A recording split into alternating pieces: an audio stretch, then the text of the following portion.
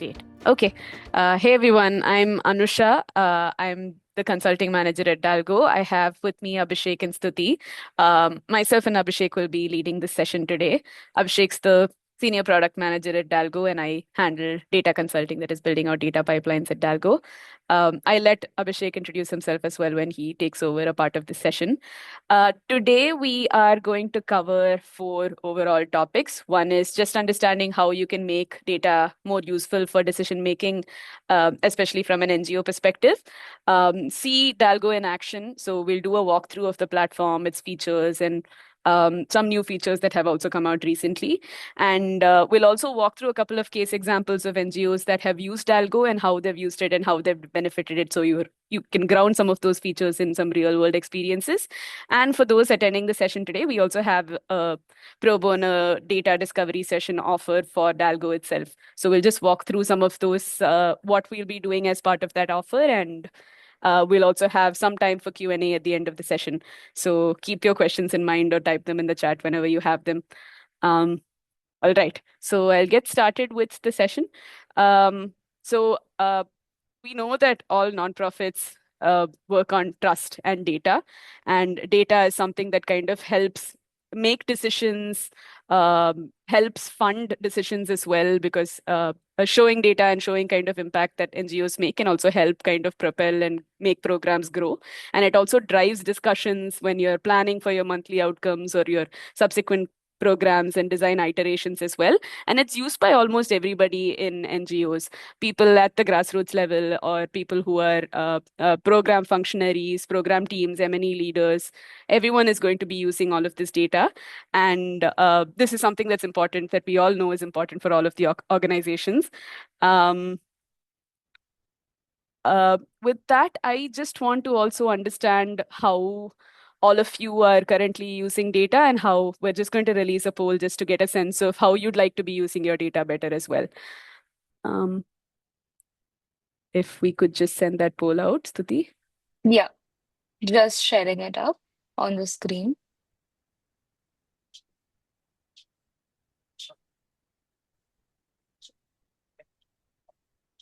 Great. Just to help us set a little better context for the session, we'd like to understand what data challenges your organizations currently face. And if you could just, I hope all of you can see the poll that's on the screen and you can start filling it out. Yeah, they can see it. Perfect. I can see the responses coming in as well.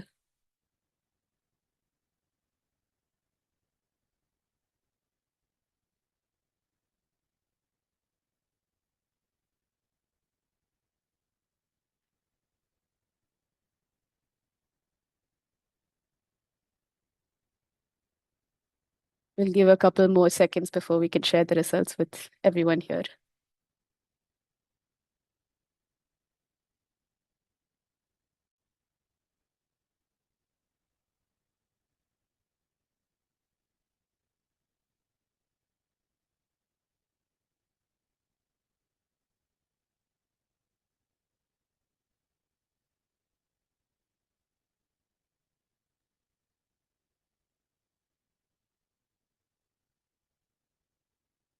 Mm, Interesting. I see a lot of responses on automated reporting and dashboards and data integration.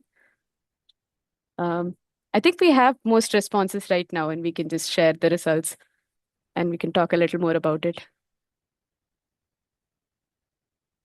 Great. Yeah. So most of the people who are here are looking at trying to figure out automated reporting and dashboards, which is great. We'll talk a little more about that when we walk through the platform. And of course, data integration, bringing data from different data sources and collection tools together into one place. That's also, of course, very important. Um, all right. This is very helpful. Thank you. Thanks everyone for sharing. Um, yeah. So we know that the end result of data is to facilitate automated reporting and dashboards. But before we get there and actually make decisions with the data, there are a couple of steps that we'd have to go through. And we call these the data foundations. The data foundations kind of come from the start, right? So when you're formulating your collection tools is when you're thinking about how this data is going to get reported and what kind of decisions you can make with it. So it starts from there.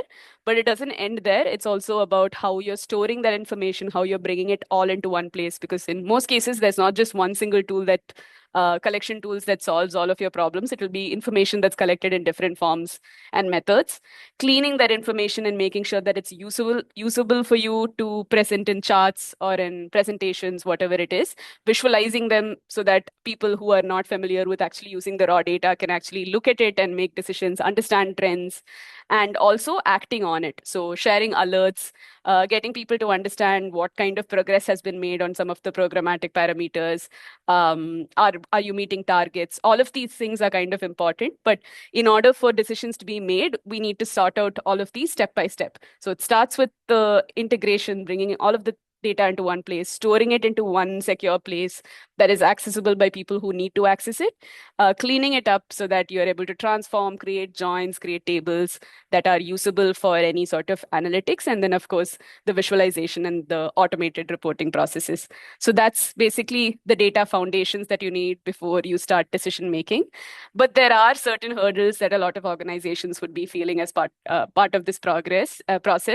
I will hand it over here to Abhishek to kind of talk through that and also put this in context of what Dalgo is and what we do as part of the platform.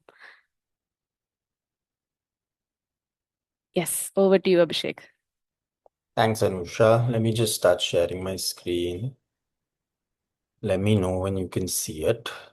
Should be on now.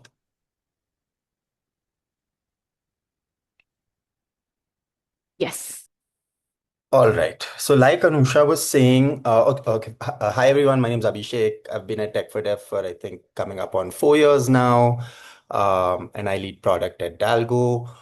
And just to build off from where Anusha left off, it's essential. So, whether data quality is a problem, automated reports are a problem, those were what I saw as the majority aims or challenges folks were facing from the poll.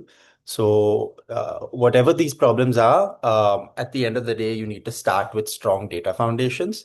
What we notice through our work as Tech for Dev and Dalgo is folks spend a lot of time doing the manual work doing manual repetitive work to build those foundations, when in fact they should be spending more time or almost, I mean, all of their time ensuring that they're able to make decisions based on clean, reliable, accurate, transparent, accessible data, right?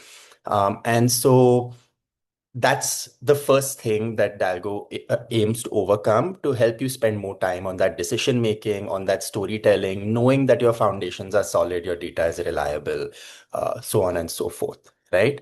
And so what Dalgo aims to do is a couple of things. The first piece is automation, right? So set up, say, hey, this is my data, this is how I want it cleaned, computed, and have it ready to use so that you can make decisions, share it. As a result, you'll be able to then learn from your data, know what's working, why, turn it into evidence that's publicly shareable with your funders, and do all of this at a cost and with a team that caters to nonprofit needs, right? There are plenty of enterprise solutions out there, but what Dalgo aims to do is bring uh, those capabilities within nonprofit context and serve you well. And so that's the broad ambit of Dalgo. What I'd like to do today is walk you through some of our latest developments. I'll just go back to one sec, my slide. Um, yeah, I'll just take a sample organization, right? And then we'll work through this. So, and through this, I'll show you what we've built out. So assume there's an organization called Dalgo Brain Education Foundation. Their primary focus flagship program is in education, though they do work even in climate resilience and livelihoods to the extent that it helps further their education goals. The overall goal for them being reducing inequity in education. So what that means for them is, hey, overall student scores should improve. The gender score gap between girls and boys should reduce. More girls should be enrolled in school, and what they'd like to do is reach 10 million students by the end of June 2026, right? So for them to be able to do this, I go back to the slide that Anusha had taken you all through. They need solid foundations. They need to integrate their data from whatever sources they're collecting the data from. They need it in a central location. They need that data to be cleaned. They then like to visualize it, right? And at the end of the day, most of us think of this. We want charts and dashboards that are reliable, shareable, accessible. I hope all of you can hear me clearly. And they want to be able to then act with the data. And what we've been doing, so Dalgo, we're very good, and we've been delivering items 1 to 4 to our nonprofits from day one. And what we've been kind of indexing on, over-indexing on, spending a lot of time on over the past year is thinking really about, if we're built for nonprofits, how do we enable nonprofits to act with data more easily, use data more easily for decision making, right? And so that's a lot of what I'm going to be showing you today. And we'll take this example of the Dalgo Brain Education Foundation to walk through that. Just going to switch up to the platform. Give me a second. My laptop is being a bit slow. There we go. Okay, so if these are the goals of the organization, ideally the outcome or what you're thinking of as a result, if these are the goals, and if I want to be data driven and be able to communicate my story better, make decisions better, this is probably what you want as an outcome, right? You want to have a dashboard that talks about, hey, what are the male scores, female scores? What's the gender score gap? How am I doing against targets? What are my learning scores over time? If there's an impact, so over here you have a piece specific to this organization on climate shock resilience vis-a-vis the enrollment. And you also want to know what the scores are per district, I mean, per state, per district, so on and so forth. But how do you get here? I'm going to quickly do this in two parts, right? I'll talk you through a lot of the original core functionality of Dalgo, and then I'll move into what we've been building, how that enables decision making for you. So everything that you need to be able to get till here sits in data in Dalgo, right? And so this is kind of how I'll spend the first part of my demo, and then I'll move into all of these things: KPIs, charts, dashboards, reports, alerts, which are more around enabling decision making. So if the organization, for example, um, collects this data, right? It's an education organization. They have their enrollment over time per state, per district, and then they have scores over time, and they have the population per location, right? So let's assume this is their data. Let's assume it's coming from 3 separate places. I know you see it all in a sheet right now. And they have some funding data, right? What's the total funding per vertical? So if it's education, climate, and livelihoods, and how much are they using every month? Now, if this is their data, the first step to set those foundations would be to bring all of this data into a central location. So the central location we're going to call a warehouse. And to bring the data in, we're going to first ingest or connect to my sources. So here you can see I've pulled from the 2 Google Sheets. Dalgo caters to over 600 sources. So I mean, if you really had any of the common sources, we already probably cater to it. So you can see Kobo, Survey CTO, a sister product of us named Avni for field data collection, or anything really. I mean, even if you have Google Analytics for your website, you can pull that in. It's really up to you. And if you, for example, use a custom app, we can pull data in from there too. We just build out the connector, and then it would be available to both you and everyone else. So a custom app would only be relevant to you really. So I'd say, hey, I've essentially now configured in Dalgo the central location where I want to store my data, the data that I want to pull in. I then need to make the data clean, right? The output data set probably needs to look a little bit something like this, right? So this would be my funding data set, and this would be my student scores enrollment data set. And to do that, Dalgo provides this simple transformation workflow. So you can see I've picked the data sets. This is my warehouse. I picked all of the data sets. I've run some operations, and I've got into one final data set. That's the one I just showed you there. And then the second one is the funding one, which should be here. Yeah. So once I set all of this up, I've essentially configured the platform to say, hey, this is my data, pull all of it in, then join it in the following way on the entry ID, the district ID, clean it, drop columns that I don't want, do whatever computations I want to do. And once I've done that, I then go on to configure the platform and say, hey, do this every day, right? So here you can see I'm configuring a pipeline. I'm saying pull in the student results data, run all of those transformation tasks that I just showed you, and do this every day at 3:49 a.m.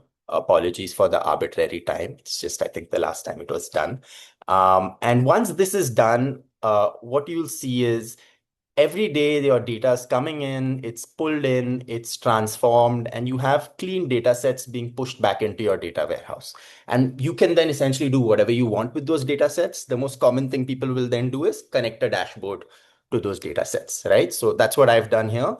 And that's how I have this dashboard. So this dashboard is connected to those final data sets that I built out, which are clean, computed, etc. And they give me a view of the things that are important to me in my program. I can go on to even like inspect this just for like a couple of states if I want. Um, so let's say I'm just looking at these and I'll apply the filter. And now it just shows me for these states. I can even do it for time. You can also share this dashboard publicly. I have the public link. I think if Pradeep's on the call, he can share the public link to this. So you can make this publicly viewable, and anyone who's kind of even not part of your organization can view it if you want, or you can keep it private and then it's only viewable to the people who are part of the organization, right? So this is the example of one dashboard. I could also, if I go to dashboards, give a look at my funder dashboard. So I can see my fund utilization, how I'm doing against targets. We're doing pretty well, right? We're almost utilizing the full funds, spent, total funds, break up by different type of funds, trend over time, and then the spending per fund. And so what we've kind of focused on here, sorry, one last thing I wanted to show. What we've kind of focused on here is trying to make this um, easy and useful for anyone to come in and build, right? So once you're set up, anyone should be able to come in, really build out a dashboard or view what's relevant to them and learn. We're also trying to make this more nonprofit specific. So we know that everyone, and I'll move into this in detail, everyone has a monitoring and evaluation framework, a logic frame. You have your output indicators, outcome indicators, and you're going to want to be able to view those easily. You also, I mean, nonprofits also focus a lot on how they're doing against every geography. So for example, here I see a choropleth of students reached across India, and I can go in and I can see, okay, within Uttar Pradesh, what's my reach like? Which districts am I reaching more? Which districts am I reaching less? And then I can even kind of, again, like I said, break this down with filters, go into tables to see more data. So the idea here is, one, we're trying to make it very easy for anyone to build, anyone to view, and two, we're trying to kind of, as opposed to enterprise level BI tools, we're taking the best in terms of the quality, so all of the charts, etc. And we're also kind of building out further functionality that meets specific needs, right? Like these district level, ward level maps, and adding qualitative data is something we have on the roadmap, so on and so forth. So that's what we're focusing on, really, to make this easy for folks to build that story on a dashboard. But before you get to the dashboard, as you come on the platform, what you may even choose to do is first just say, hey, in my M&E framework, I have some key indicators, and those are important for me to be able to get visibility on first. This might be something that your leadership looks at or your program leads look at. So you can see I have a lot of those key indicators that I mentioned as goals for the nonprofit. They're up over here. I can focus just on outcome indicators. I can focus on anything else really. Input indicators over here, I've just got funds. I could focus just on my education program and see how that's doing.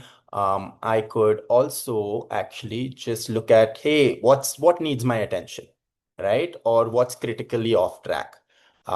And this is a view we imagine that anyone who's really tracking things at a high level and just wants to know how we're doing against core targets and being able to communicate that or course correct would come in and look at this view. A future vision we have of this is how do you really align this, link this, like every input indicator to an output indicator to an outcome indicator, so on and so forth, and to give you that view. Another important thing you can do here is, so let's assume leadership gives this a look. They should be able to come in and see, hey, what's the trend been over time and what are people saying? So you would expect maybe the programs team or someone to come in and add notes. So you can see over here, there's a mention of a note that in September, which is here, we met our target of the gender score gap, right? It's now like five was the target. So it's because the push to ensure regular attendance of girls kind of just that it's as simple as that was the simple reason for why girls' scores improved, just ensuring that they attend school more. So this is our view of key performance indicators, having a bird's eye view on what's most important to you and aligned with your logic frame. Um, so that's one.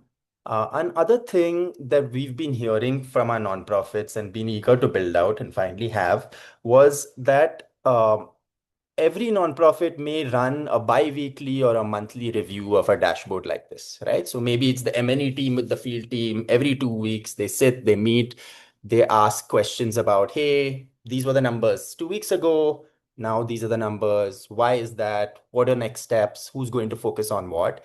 And then the dashboard is closed, and then the M&E lead or whoever it may be goes and writes a long email to the field team saying, hey, this is what we discussed, this is what needs to be done. And then 2 weeks later, uh, not a lot of that is done, right? And so the kind of challenge we observed here was that institutional knowledge, which should, since you're discussing the dashboard, the discussion of the dashboard should sit in the dashboard, right? And so to enable that, we built out reports. Reports are snapshots of dashboards. So you can see I've made an annual funding report and I've made an education program annual review. This is essentially just a snapshot of that dashboard for a particular time period. And this will retain over time. I can generate every month or every 2 months, I can generate just for the month or 2 months if I want, based on what my review frequency is. I can then add in an executive summary, right? So you can see over here, it's mentioning that increased funding for their climate resilience initiatives helped aid the recovery of student performance during Assam floods, Odisha cyclone, etc., etc. And that's what this chart is about, right? And once the review is done, or even as we're reviewing, I could say, right, at Anusha, let's assume Anusha is a program manager that focuses on the scores. We can say, what are we doing about uh, the flatlining trend of student scores, right? And I can tag her here. She'll receive a notification on email and within the platform, and she can come in here, respond. We can hold the conversation here. We can go away. And then 2 weeks from now, when we're having that review again, I could come back and check this, like who said what, who needs to do what was the summary then? And we can build up from there for the next report. I can also share this externally. So let's say this is all done. I can download it as a PDF, share it with a funder or with a program lead, or I could even kind of just share the link with someone or email it to them, right? So if I wanted to email it to myself, um, check. And this will come into me on email. I'll be able to download it, or if I have access to this, I'll be able to open it and view it with the comments and everything. So that's reports. The idea being hold the discussion on the dashboard. Within the dashboard, don't let the dashboard die a silent death. If you're using it, use it effectively, maintain that institutional knowledge over time. Um, and so that's reports. And everything I've shown you so far. So we went through first, of course, how to set up your data. We also went through how to build dashboards and how they're useful, how we've built them out to cater to nonprofit context, setting up your KPIs, setting up your reports. Most of these things, except for if I email you a report, most of these things demand that you still come in and look at the dashboards or the reports or the KPIs, right? So it's very pull centric. It relies to a degree on your, um, how do you say, your motivation and your investment in data to come in and look at this regularly. But maybe people don't need to come in and look at a dashboard every day, right? Maybe they only need to come in and look at a dashboard uh, to know what they need to do next, or when something's going wrong, or when something's going really right, and they need to tell other people about it. And so for that, we built out alerts, right? Alerts are push of data. They're criteria based. You can see that I've set up a few alerts. You can build out an alert based on a KPI. So for example, you can see this alert, which is uh, whether or not we've reached our 10 million students that we wanted to reach, right? And essentially what I'm saying is, hey, when this is green, right, which means when we reach 10 million students, I want an alert. Check every month at 2:15 p.m. on the 25th of the month and let me know, right? This should go out to me and Anusha. You can also enable it on Slack. So if you all are using Slack for your organizational kind of as your organization comms platform, you could enable the notification on Slack. You just need to give it the link. And I can then configure the notification, right? So I'm saying, hey, congratulations, we've achieved our target of whatever the target value is. You can put in variables there. For the year, current reach is X students. Again, there's something there. And so since we've achieved our target, set up a meet with the program and org leads and initiate a campaign on social media and to our funders, right? And once I set this up, it's telling me, hey, based on the current data, your alert will fire. If it's not going to fire, it'll just let you know. It's just a way of intimating to you. Um, and then I press save. And since this is happening at 2:15 on the 25th of every month, if I go to my email, I should have that in there. So here's the report that we had sent in from earlier in my demo. So it's saying, hey, Abhishek wants to share a report with you. I can view the report. It'll take me, can download the PDF. And here's the alert, right? So I get the email. Congratulations, we've reached, etc. And that's alerts. So this is one kind of alert. Which tab was I on? Was I here? No. Anyway, let me come back here. Okay, so yeah, you can configure an alert based on a KPI, or you could even, so for example, if you just want to know something every day, I've kind of set up a daily fund update, right? So let me know what this is doing is every day when the value of the fund utilized is greater than one, I want a notification, right? Which means basically every day, since I know I've utilized more than 1 rupee, it will send me a notification every day. And it's just telling me, hey, till date fund utilization is X. So in this way, you could just have it sent regularly. Yeah, future development for this is like to make this even more granular. You can do it for particular groups of people, right? For this district, for this score, send this alert to these people. As we see people use this more and more, we'll build out those features and that functionality. You can also link in a dashboard here. So you can say something like, hey, this is off track. Go look at this dashboard. I think one of these I've put that in, right? Yeah. So, hey, this is the value of the student score. Please investigate education dashboard and reach out to the relevant districts program. Yeah. So this is a way to, so for example, if field teams, a lot of people face dashboard adoption issues. So if your field team is not adopting the dashboard, maybe they don't need a dashboard. Maybe you just push alerts to them and let them know where what stands and what they need to do, where they need to go. So that's the idea behind alerts. And that's most of everything at a high level that we've developed. There's a lot of smaller nuance changes that we're really proud of, but I don't think we'll have time to go into those on this call. So I'm going to stop here and I'm going to actually, yeah, I'll move on. Before I move on, or as I do that, what I'd like for you all to do is if you have any questions, please drop them in the chat box. We'll take them at the end. And also, I'd love to hear from you, like which of the things that we've shown you today you'd be interested to use, you would find tremendously valuable based on where you are as an organization today, and based on whatever your goals are. And with that, we'll see those coming into the chat box. I'll give them a read once I'm done and I hand over to Anusha again. I'd just like to maybe share. So it's been about 6 months since we did our last product-focused webinar. We've been doing a lot of NGO spotlights, talking about how people are using the platform. Anusha will take you through more of that in a bit.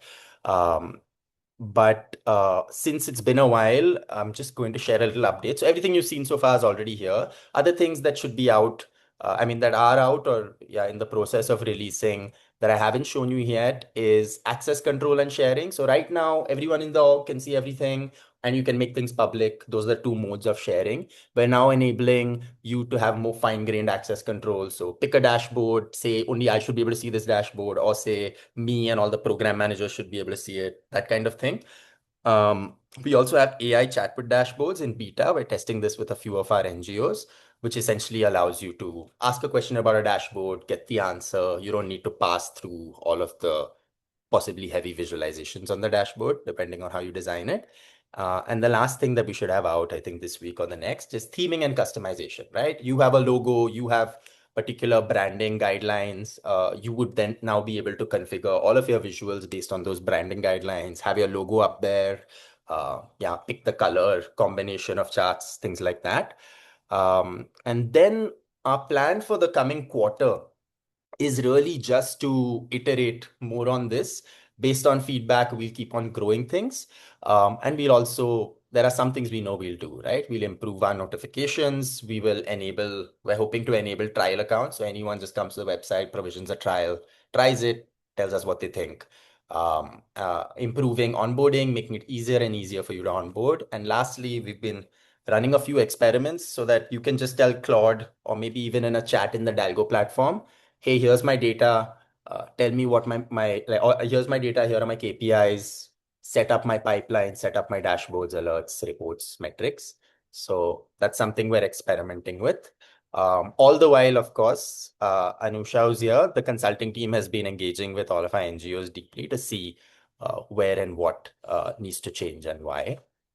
And with that, I'll hand over to Anusha. I'll stop sharing my screen to talk you through how some of our organizations have used Dalgo in the past and how they're using a combination of our consulting support and product to kind of achieve their goals, make decisions, and tell stories better. Yeah, over to you, Anusha. Thanks, Abhishek. Yes, as Abhishek said, I'll be moving on to the section where we're just talking through kind of grounding some of these features in real world case examples of how NGOs have actually made use of the of Dalgo and both Dalgo, the SaaS platform, as well as the consulting that we offer alongside it. So there's two different overall buckets that we see. So one is from a capacity building perspective, and the second is from setting your data foundation so that you can make decisions from your data.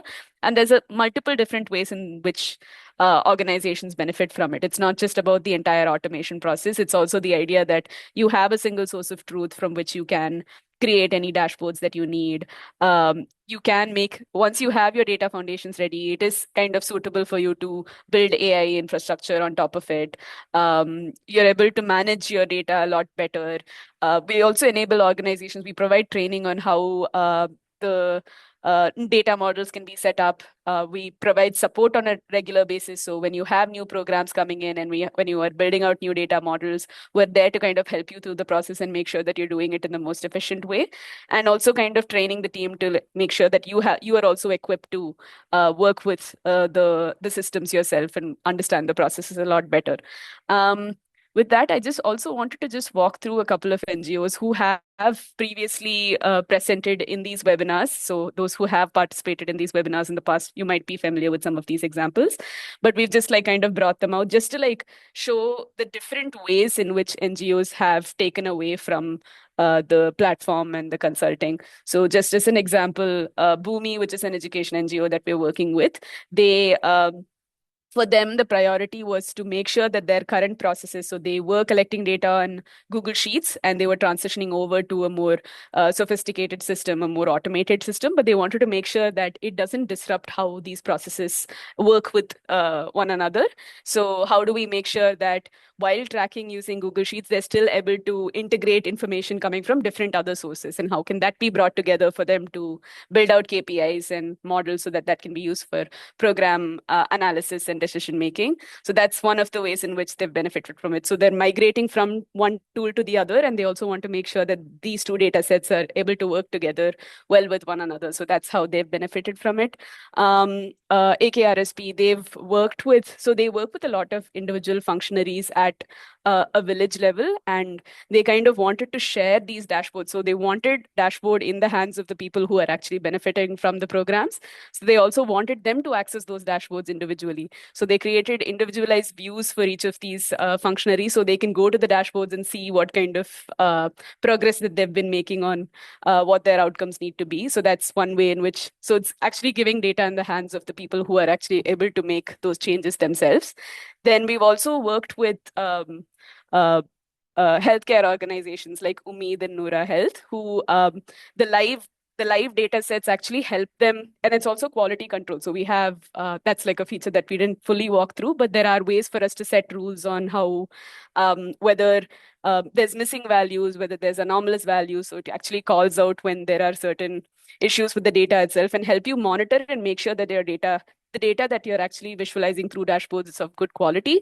So this kind of helped them also make decisions and action on it. And they also knew that they could trust the data, especially in the healthcare ecosystem. You do need access to live data, which they could get through the orchestration process. And they also know that it's data that they can trust to make quick decisions.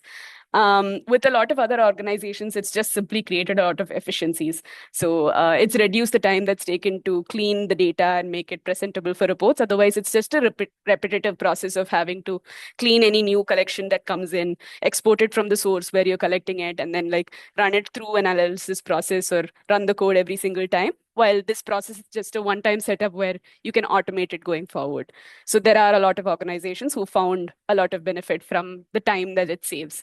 I'm just going to spend the next maybe 4 minutes before we go for question and answers to walk through one case example a little more in detail, and that's of A.T. Chandra Foundation. So ATCF is one of the big philanthropic foundations in India, and one of their biggest projects is in water rejuvenation. So they work with a lot of water bodies across different states and districts in India. And the goal is to kind of like desilt these water bodies and also provide this nutrient-rich soil to farmers who can then use it on their farms itself. So there's a lot of complex data in their case that's coming in from different data sources. One is information on how much silt is being excavated by machines, information on how many farmers are carting the silt and whether they're actually using this on their farms, and whether those targets and that progress is being made on thousands of water bodies. So that's information that they need to capture. It's time sensitive because there's goals, there's time by which this information needs to be captured and when the program needs to be conducted. And there's also goals in terms of the amount of silt that they need to meet or the number of farmers that need to benefit from the program. And there's also training information for people who are actually working on the field and helping facilitate this entire process. So there's a lot of complex event level information that needs to come together. So before they use Dalgo, all of their teams, their water and agriculture team, their capacity building team were actually using Excel sheets and tables to kind of understand and make sense of how what kind of progress was being made in all of these programs. And since this is such a large scale program as well, it was getting very unwieldy for them to keep spending a lot of time on working with these Excel sheets to create those reports.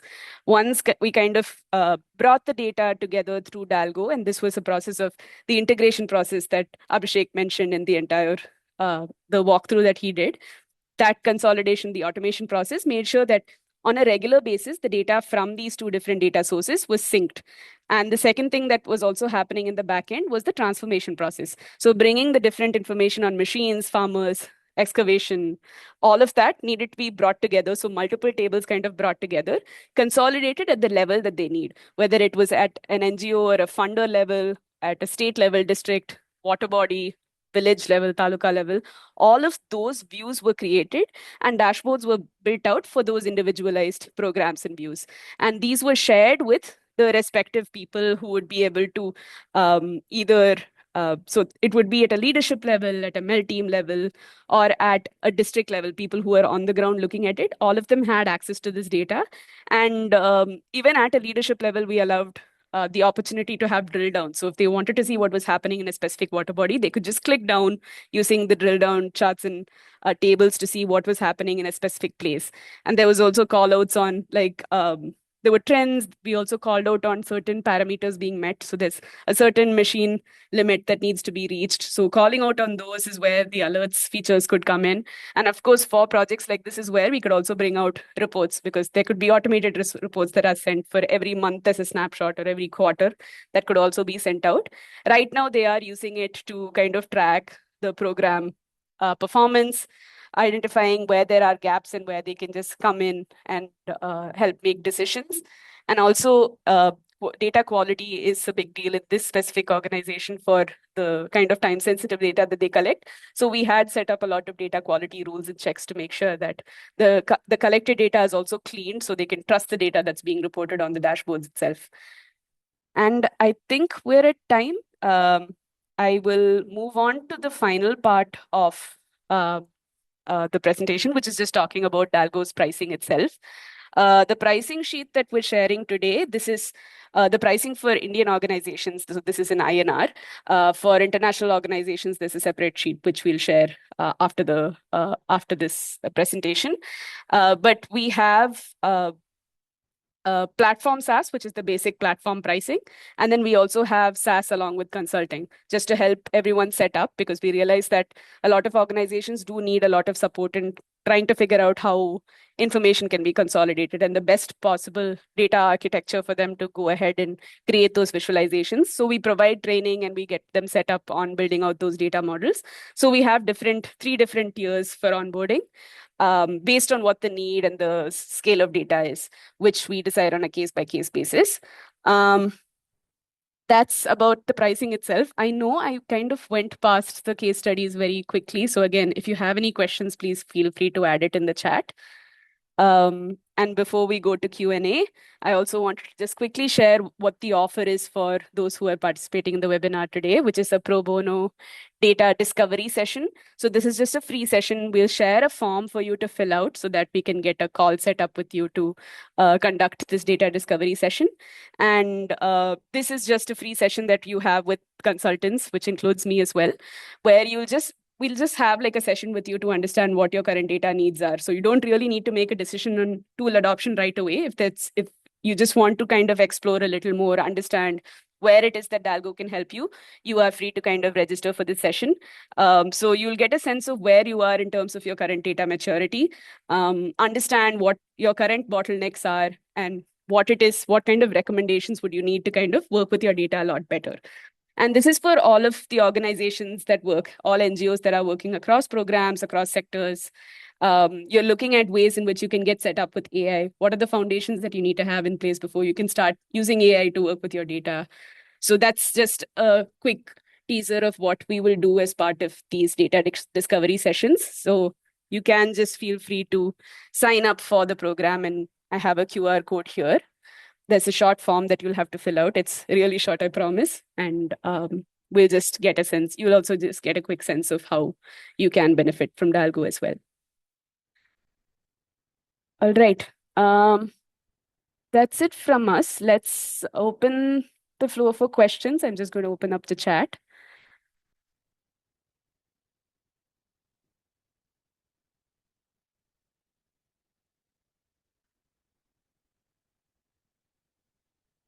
So we had a question from Dhaval on reports and how if it would be possible for us to capture this information periodically. I hope, Dhaval, that answers your question.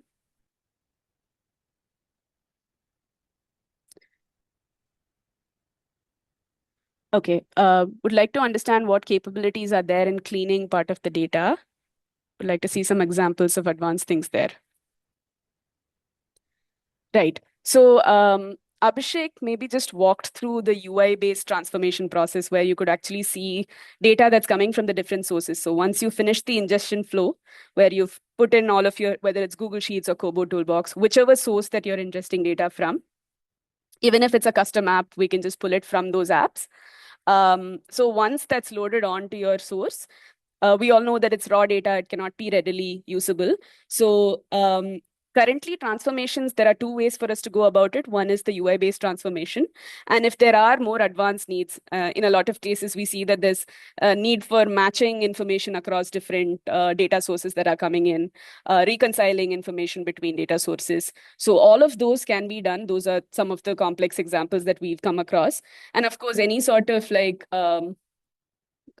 aggregations, summarizations, anything that can be done on basic SQL can also be done here. And any complex models also on a case by case basis, we can implement those, which we've done in the past. So, for example, with one of our organizations, we've also done qualitative data summarization, like theme extraction from qualitative data. So it varies. So based on a case by case basis, we just do simple transformations and joins. Any complex tasks that SQL functions can do, and also anything else outside of all of this is also something that we can do as part of data cleaning. I think Pradeep has already answered the questions. Anusha, Yes. Dhaval had a follow-up question on, and I'm guessing a bunch of folks will also have this, is can you maybe draw a difference between Dalgo and folks who are using Looker Studio? Right. Okay. So Looker Studio currently it's connected through BigQuery. So if a lot of people are using BigQuery as a data source or are primarily using Google Sheets, you might have come across it. It's a dashboarding tool that's offered by Google. The In Looker Studio, there are a couple of so it's primarily a visualization tool rather than just orchestration or transformation tools. So there are certain things that Dalgo does. So Dalgo is a little more all encompassing in the sense that we look at data management, cleaning, transformation, orchestration over just the visualizations part of it. So that's one key difference there. The other differences are, of course, there's any number of users who can use it, role-based access for users, um, custom charts and visualizations that are suitable for NGOs, which Looker Studio might not have. Yes, so those are some basic examples. If there's any follow-up questions, please do ask. Yeah, I think just to come in here and add on to Anusha, I think it's important to note the first point she made. Uh, Superset and Looker Studio are uh, business intelligence or visualization tools, right? Dalgo goes end to end, and Dalgo is built for nonprofits, so we're catering more to nonprofit use cases. Dalgo comes with the guidance of the team. The other two are enterprise tools that you'd use independently. And Looker Studio is free. Dalgo is not, but Dalgo has unlimited users and also additional capabilities like alerts, reports, etc. Superset, you would need to either pay for preset or self-host Superset for yourself. We also provide Superset to organizations that want to use it as an alternative visualization tool. We by no means mean to compete with Superset or Looker Studio in terms of being, and we likely won't be able to in terms of being such a high enterprise level tool with teams of like hundreds of people. But our aim is to build out capabilities that meet the needs of most nonprofits and build on beyond that, right? It's not just dashboarding. There's everything around the foundations that precedes dashboarding and everything after, like the alerts, the reports that meet nonprofit use cases and motions. So that's where we're putting our effort. And yeah, the Viz will keep on improving steadily over time. Yeah. Also, I think Pradeep mentioned we don't have a limit on the number of users at all. So you can have as many people as you want on the platform. There's a question here on the tool being open source, but we do price the tool. Abhishek, if you want to take that, or I can address it. Yeah, the tool is open source because all of the code is open source, which is to say, if you go on GitHub, we can paste the link here.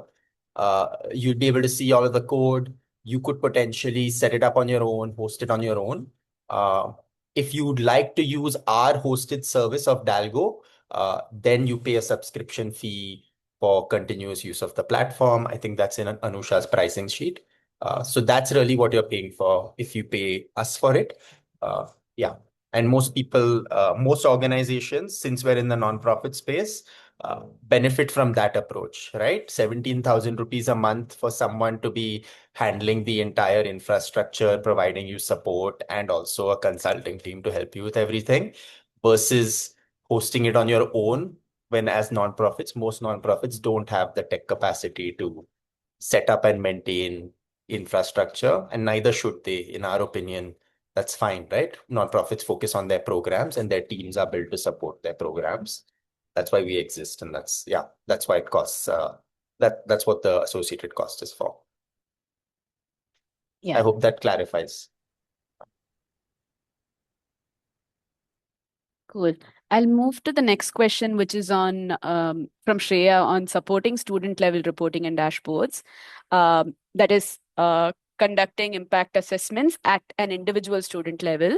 So this, Shreya, so it'll depend on the data set itself. For a lot of the education organizations that we do work with, they do look at decisions being made at a student level, at a class level, just to see what kind of performance changes have happened before or after the program. So that is something that can be done, provided you do have the data at that level. So accordingly, the calculations and the metrics that need to be created can be done at a student level, if that helps. Yeah. Another question from Tanvi on related to the theory of change. Uh, Integral units of reporting. Do we have that feature?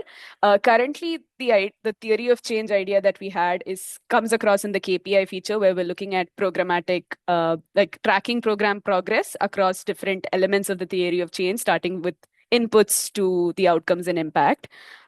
So those KPIs can be built using the data that is collected or stored in your data warehouse. So using that, those KPIs can be built out, and you can also track.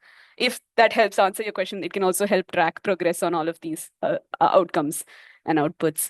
So that's the place where it's built into the platform itself. And again, if there are specific metrics that you need to calculate, which comes from the data that you've already collected, that can also be, I mean, through the transformation process, we can calculate those metrics and bring it onto the dashboard itself. Yeah, that's our, just to add, that's our version one, Tanvi, right? Um, yeah, that's our version one. We actually, like I mentioned earlier, as we build it out, we're eager to make it more like, hey, you enter your theory of change, you link your related indicators from there, etc., and then build out. Yeah, so that's planned for the future. Right now, you can just tag it as per what type of indicator it is and what program, and then yeah, your KPIs show up that way. Um, I think okay, maybe last question or two, and then last question, and then we move into uh, the survey. I think there's a survey for people to fill, right? It's this that's up on the screen, right? No, this is the form. There's a Yeah, survey link that Sati will share. Yeah. yeah. I'll just put up a poll. It'll have a few questions on how you think the webinar went, what you found useful, and what you'd like us to do more in the upcoming webinars. I'll put it up on the screen. Would love for everyone to engage. And parallelly, Abhishek, Anusha, you can continue with the Q&A. I see a question on DPDP compliance. I mean, I can share an overview, and Pradeep, I think he's on the call, can add if he'd like to. But we've recently worked with PACTA to review all of our contracts, terms and conditions, policies, methods of operation against DPDP. And we've got a bunch of recommendations. We've updated a lot of our policies, contracts, etc. And we've also put together an SOP in alignment with DPDP. So yeah, as per that, we are in compliance. I think maybe one or two small threads to close off regarding that, but 90% there are done, if not 100 already. Pradeep, Anusha, if you want to add. Yeah, we are DPDP Okay, compliant. Yes. Yeah. There was another question on the how this is different from Apache Superset. Abhishek, if you want to take that also. I think I took it along with the Looker Looker Studio Studio question. question, right? Yeah. Got it.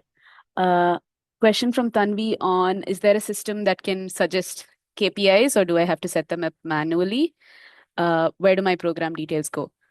Right. So in the KPI section, right now, this comes from your source data tables itself, which have been cleaned. So you have the liberty to kind of set up what those KPIs need to be. Assuming that there are certain program KPIs and targets that need to be met, you can take it from the clean data sets and tables and pull it on to create those KPIs itself. Um, so it would be set up manually in that sense, but it would be pre-calculated through the tables. So you can sum it or average it however you are calculating those KPIs. Your program details can also be entered in the section in the same section where you create those KPIs itself.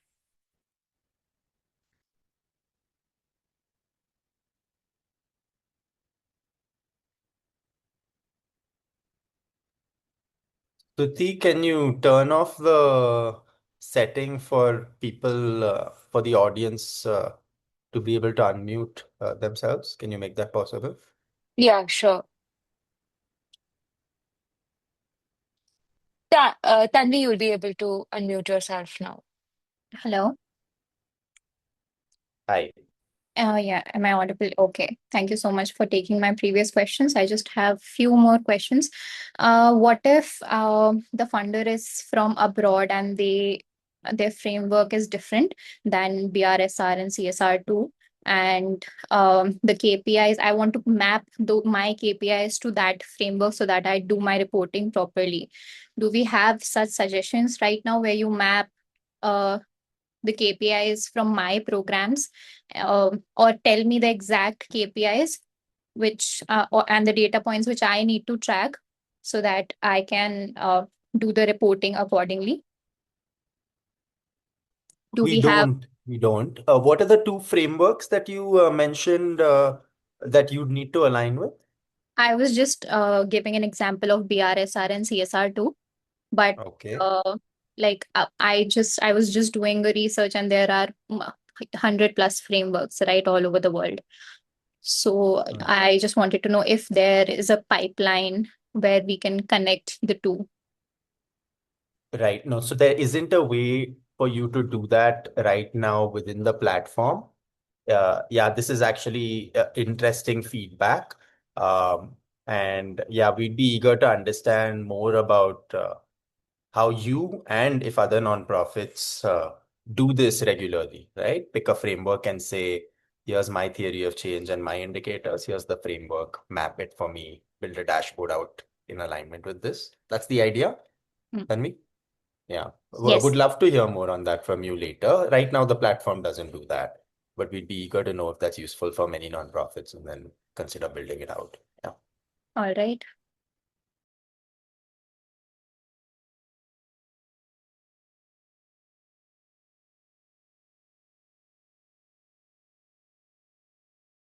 So we're past time. Stuti, do we have as many responses as we need? Um, We can keep it on up for a okay. minute more before we close. Folks, if you've not engaged, I'll request you to fill it out. It also has a question on what webinar you'd be interested in next. This helps us curate better sessions for you. Um, can I just make one comment? I'm Ashwin, part of the Dalgo team. Um, for those like Tanvi who have like specific feature requests or suggestions that would make a platform like this more useful, who should they, what are their next steps? Who should they contact to discuss more?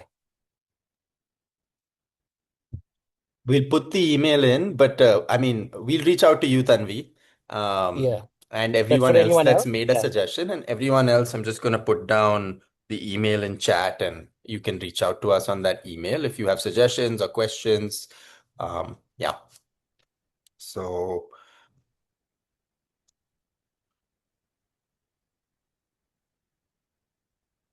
I've put in one email. I'm also adding mine, and Anusha, if you could share yours as well. Uh, Yeah, just reach out to us if you have any questions at all, suggestions. Like we said, we're aiming on making things more useful every quarter. So, yeah. we'll definitely reach out to you, Tanvi, after this call. Thanks, guys.